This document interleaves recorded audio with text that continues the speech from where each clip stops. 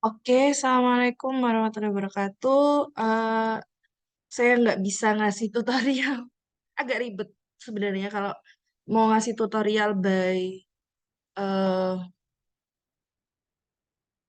PPT, screenshot PPT kayak biasanya itu agak ribet. Sehingga saya memberikan tutorial dengan video. Jadi ini saya udah merandom data. Ini ada 4 variabel yang digunakan pada model PLS yang akan kita eh, olah dan ada 50 sampel. Langkah pertama, data di Excel ini kita save as CSV dulu. Nah, kita save as CSV. CSV-nya bisa yang MS-DOS atau Macintosh. Jangan yang ini ya. Jangan yang .it. Kita simpan, ini kita ganti. Ini udah save as CSV ya. Setelah di save as CSV yang kita lakukan, kita buka uh, Smart PLS, software Smart PLS-nya. Oh ya, di software Smart PLS ini kita cuma bisa mengolah data structural equation modeling dengan menggunakan algoritma partial least square. Sedangkan untuk structural equation modeling dengan algoritma maximum likelihood atau ordinary least square, kita nggak bisa pakai software Smart PLS. Kita bisa pakai M plus di sana. Kalau mau pakai OLS atau ML, maximum likelihood. Pada umumnya structural equation modeling yang membutuhkan asumsi normalitas itu pakai maximum likelihood algoritmanya. Sedangkan kalau yang ini apa namanya partial square ini tidak membutuhkan asumsi normalitas. Bahkan dia hanya dengan satu data aja, satu sampel aja dia bisa mengolah path koefisiennya berapa, validity dan lain sebagainya. Sedangkan kalau yang menggunakan maximum likelihood pada umumnya kita butuh 200 sampel. Langkah pertama kita klik new project, kita coba PLS, dikasih nama projectnya, coba PLS. Lalu double klik to import data, kita import data yang tadi ini ya, data PLS dan SEM. Kita open. Oke. Nah, ini terbaca ya, sudah ada 50 data. Ini sudah terbaca. Berikutnya kita klik new pet model, kita bikin eh coba PLS. Oh, nggak boleh. Tes pet 1 gitu. Nah, kita gambar dulu laten variabel latennya. Jadi ada di SEM maupun di PLS itu ada namanya variabel laten dan variabel manifest. Variabel laten itu ya konstruknya atau variabelnya, sedangkan variabel manifest itu adalah indikatornya. Jadi misal di sini ada 4 variabel BKF, BKM, MK, dan PK. Sedangkan BKF1, BKF2, BKF3 itu adalah indikatornya atau variabel manifestnya. Gitu. Setelah itu kita bikin garis hubungan. Misal ini ke sini, misal ini ada yang ke sini juga, terus ini ke sini. Misal ini juga ada direct effect-nya. Tergantung hipotesis kita aja sebenarnya. Lalu klik select, kita rename. Misal ini PK, ini MK, ini BKF, ini BKM. Oke.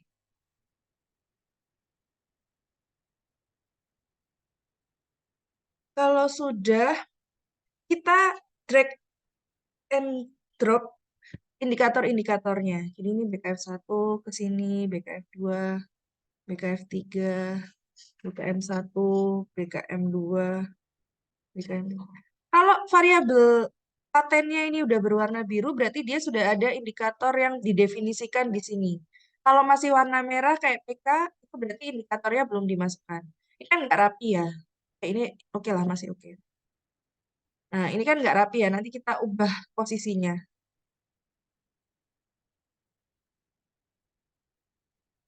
Di drag ke arah lingkaran variabel latennya. Ini kita ubah ke bawah. Nah, ini kan udah agak kelihatan rapi ya, terlihat. Oke, kalau sudah semua, sudah tergambar dengan sempurna seperti ini, kita klik calculate PLS algorithm. Sebenarnya ini ada menu waiting, kalau kita misalnya bisa ngasih bobot. Jadi kita berat di BKF, atau berat di BKM, atau kita berat di mana. Misalnya ada preferensi bobot. Misal kita melakukan eh, pair comparison dulu untuk menentukan bobotnya. Tapi seandainya nggak ada, semua dianggap sama, ini bisa dikosongi. Ini pet, diklik waiting scheme-nya pet, dan kita start kalkulasi. Ini adalah hasilnya. Oke, seperti yang udah dijelaskan di teori bahwa di PLS itu ada namanya inner model dan ada namanya outer model. Nah, ini adalah hasilnya. Kalau kita klik di pet 1, ini adalah eh, loadingnya. Ini adalah faktor loading. Dan ini adalah nilai hubungan. Jadi kayak minus 0,095 itu nilai hubungan BKF dengan MK. 0,244 itu nilai hubungan BKM dan MK. Terus ini 0,312 itu nilai hubungan BKF dengan PK dan seterusnya. Yang perlu dilihat, kita balik ke sini, yang perlu dilihat pertama, kalau pet koefisien, indirect, dan total effect ini sebenarnya sudah tergambar di sini ya. Yang perlu kita lihat pertama adalah R square-nya. Nah, R square yang baik adalah ketika mendekati 1. Ini R square adjustment-nya malah mendekati 0. Ini agak bermasalah. Dan F square. Jadi sebenarnya modelnya tidak terlalu bagus ya, karena di sini bisa dilihat R square-nya mendekati 0. Berikutnya yang bisa kita lihat adalah construct reliability dan validity.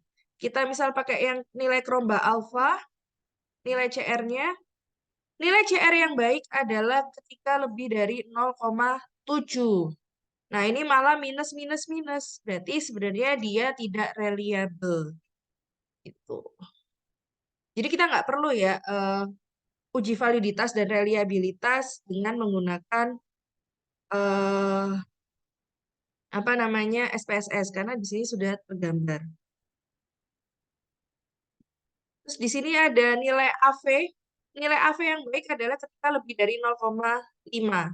Di sini nilai AV-nya semua di bawah 0,5. Berarti sebenarnya ini tidak valid dan tidak reliable. Oke, berikutnya adalah diskriminan validity. Pertama, diskriminan validity bertujuan untuk menguji seberapa jauh konstruk laten benar-benar berbeda dengan konstruk laten lainnya. Nilai diskriminan validity yang tinggi memberikan indikasi bahwa suatu konstruk adalah unik dan mampu menjelaskan fenomena yang diukur. Suatu konstruk dikatakan valid secara diskriminan ketika kita membandingkan nilai akar dari AV. Akar AV-nya adalah bisa dilihat di sini. Ini diakarkan. Akar AV dengan nilai korelasi antar variabel. Nilai akar AV harus lebih besar dari korelasi antar variabel laten. Korelasinya di sini. Jadi, eh, misalnya ini nilai AV-nya BKF itu 0,262. Kalau di akar berapa ya? Saya cari kalkulator. 0,262 kalau di akar. 0,262 kalau di akar 0,5118. Harusnya 0,5118 lebih besar daripada korelasi antara BKF dengan BKM, BKF dengan MK, BKF dengan PK.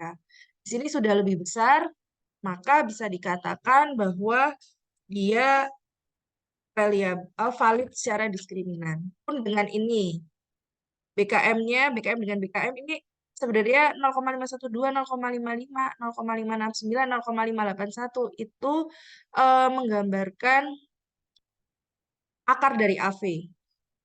Nah, sebenarnya dia secara ini sudah valid secara diskriminan, memang dia sudah unik. Cuman indikatornya tadi memang tidak valid gitu. Lalu kita bisa cek undimensionalitas model. Itu ada di pakai composite reliability dan alpha Cromba. Cut value-nya adalah 0,7. Jadi masing-masing ini harus lebih dari 0,7. Ini tidak ada yang 0,7, maka dia tidak reliable. Gitu. Yang terakhir, untuk ngecek modelnya valid atau enggak, bisa dilihat dari nilai VIF-nya. Untuk ngecek ada multikolinearitas atau enggak, harusnya tidak ada multikolinearitas. Nilai korelasinya lebih besar dari 0,9 atau nilai VIF-nya lebih dari 5. Nah, tapi ini semua kurang dari 5. Maka bisa dikatakan bahwa tidak ada gejala multikolinearitas. Harusnya kurang dari 5.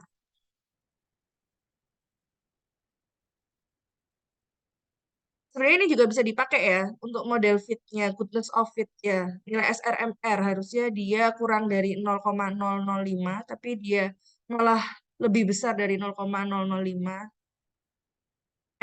NFI-nya harusnya mendekati 1, lebih besar dari 0,9, dia malah minus 0,134. Fitness index-nya. Oke. Itu cara baca dari hasil PLS. Itu caranya. Mudah kan? Terima kasih. Kita kembali ke materi.